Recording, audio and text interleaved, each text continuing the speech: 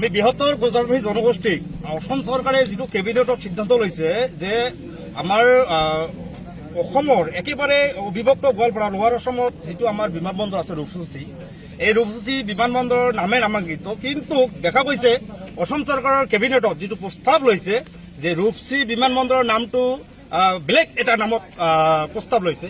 এইটো আমি বিশেষকে অবিভক্ত গোৱালপাৰা আক্ৰাছো আৰু বিভিন্ন দল সংগঠন ধিক্কাৰ জনাইছো আপোনালোকৰ জৰিয়তে যে অসম চৰকাৰৰ মাননীয় খোদ মুখ্যমন্ত্ৰী ডাঙৰীয়াই নাজানে নেকি যে আমাৰ কোচৰাজবাৰী বৃহত্তৰ জনগোষ্ঠীৰ কোচ ৰজাৰ এই জমিদাৰৰ এই পত্নীৰ নামত এই জমি আজি এই ৰূপসী যে নাম হৈছে এইটো আমাৰ ৰাজবংশৰ পৰিয়ালৰ এজন সুন্দৰী ঘৈণীয়েকৰ নামে নামাঙ্কিত কৰা হৈছিল, কিন্তু আজি এই ৰূপসী নামটো তৎকালীনভাৱে অসম চৰকাৰে কেনেকৈ কেবিনেটৰ সিদ্ধান্ত ললে এই নামটোৰ ব্যতিৰিকে বেলেগ এটা নাম, আমি বেলেগ এটা নামক আমি বেয়া ধৰণে আমি হেৰি কৰা নাই। আমাৰ কথাটো হৈছে যে অসমৰ মুখ্যমন্ত্ৰী ডাঙৰীয়াই ইতিহাস সম্বন্ধে নাজানে নেকি যে ৰূপসী বিমানবন্দৰৰ জেগাটো কাৰ জমি আছিল, এইটো তেখেতে অজ্ঞাতসাৰে কৰিছে নে জানি বুজি কৰিছে, এইটো আমাৰ লগৰ এক নম্বৰ প্ৰশ্ন।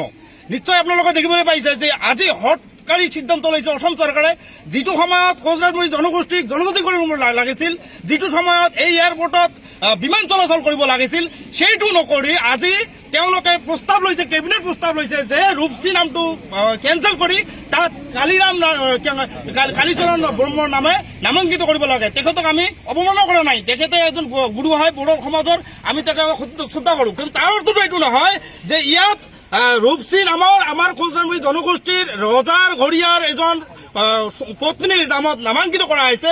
এই নামটো কাটি কোনোবা এজন গুৰুজনৰ নাম দিব, এইটো আমি অভিযুক্ত কৰাৰ পৰা আক্ৰাছো আৰু বিভিন্ন কোচৰাজবাৰী জনগোষ্ঠীয় সংগঠন আমি কেতিয়াও এইটো মানি নলওঁ আৰু মানি নলওঁ।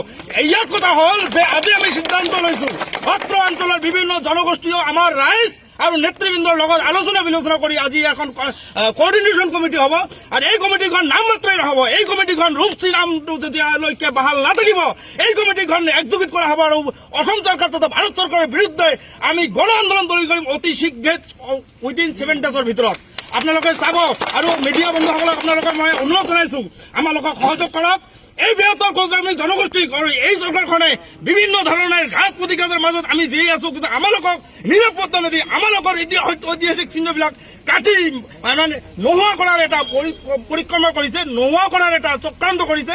সেইকাৰণে আমি অবিভক্ত গোৱালপাৰা আক্ৰাছুৰ আহ্বানত বিভিন্ন দল সকলক আমি আহ্বান জনাইছো যাতে এই ৰূপসী ইয়াৰ বিমান বন্দৰৰ নামটো যাতে ৰূপসী বাহাল ৰাখে, তাৰ কাৰণে অসম চৰকাৰক আমি আপোনালোকৰ জৰিয়তে সকীয়াই দিছো আৰু অতি সোনকালে যদি নামটো চেঞ্জ নকৰে তেনেহলে আমি উইদিন 7 days ভিতৰত আমি বৃহত্তৰ আন্দোলন কৰি তুলিম, ইয়াতে আন্দোলন কৰি তুলিম।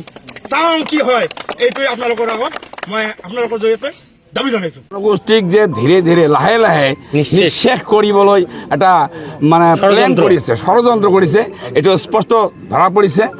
চাওক, এই ৰূপসী বিমানবন্দৰৰ নামত যিটো ইতিহাস, এই ইতিহাসক বিকৃত কৰি বেলেগ এজনৰ নাম দিয়া মানে কি কোচৰাজবাৰী জনগোষ্ঠীক সেৱা প্ৰতিপন্ন কৰাত নিঃশেষ কৰাৰ এটা ষড়যন্ত্ৰ চলিছে। কথা হ'ল সেই সময়ত যিটো সময়ত বহিৰাষ্ট্ৰৰ আক্ৰমণৰ পৰা ভাৰত ৰাষ্ট্ৰক সম্পূৰ্ণৰূপে সুৰক্ষা দিয়াৰ কাৰণে আমাৰ কোচৰাজবংশীৰ ৰজাই ভূমিদান কৰিছিলে, 8,500 বিঘা মাটি দান কৰিছিলে যাতে গোটেই ভাৰতবৰ্ষখন সুৰক্ষিত থাকে। তেখেতৰ ঘৈণীয়েক ৰূপসী কালক্ৰমত ৰূপসী হ'ল। এই নামটো চেঞ্জ কৰি যদি বেলেগ এটা নাম দিয়া যায়, ৰূপসী বিমানবন্দৰ বা ৰূপসী অঞ্চলৰ লগত কোনো সম্পৰ্ক নথকা কোনো এজন ব্যক্তিৰ নাম দিয়া যায়, ধৰ্মগুৰি হ'ল যেনিবা, কিন্তু তাতেতো কোনো কথা নহয়। ভাৰত ৰাষ্ট্ৰৰ সুৰক্ষাৰ খাতিৰত যিগৰাকী মহান ব্যক্তিয়ে এনেকুৱা এটা দান দিছে 8,500 বিঘা, তেখেতৰ ঘৈণীয়েকৰ নামত যিটো এই অঞ্চলৰ নামাকৰণ প্লাছ আমাৰ বিমানবন্দৰ এইটোৰ নাম বাহাল থাকিব লাগে। এই ক্ষেত্ৰত কোচৰাজবংশী জনগোষ্ঠী এতদ অঞ্চলৰ ৰাইজ কেতিয়াও ইয়াৰ লগত আপোচ নকৰে। এই বিষয়ে যদি গণ আন্দোলন কৰিব লগা হয় তেনেহ'লে এই অঞ্চলৰ মানুহ একদম মানে প্ৰস্তুত আছে আৰু ইয়াত যদি আইন শৃংখলা জনিত কোনো দুৰ্ঘটনা ঘটে তেনেহ'লে এইটো সম্পূৰ্ণৰূপে অসম চৰকাৰৰ মুৰব্বী হিমন্ত বিশ্ব শৰ্মাই জগৰীয়া হ'ব।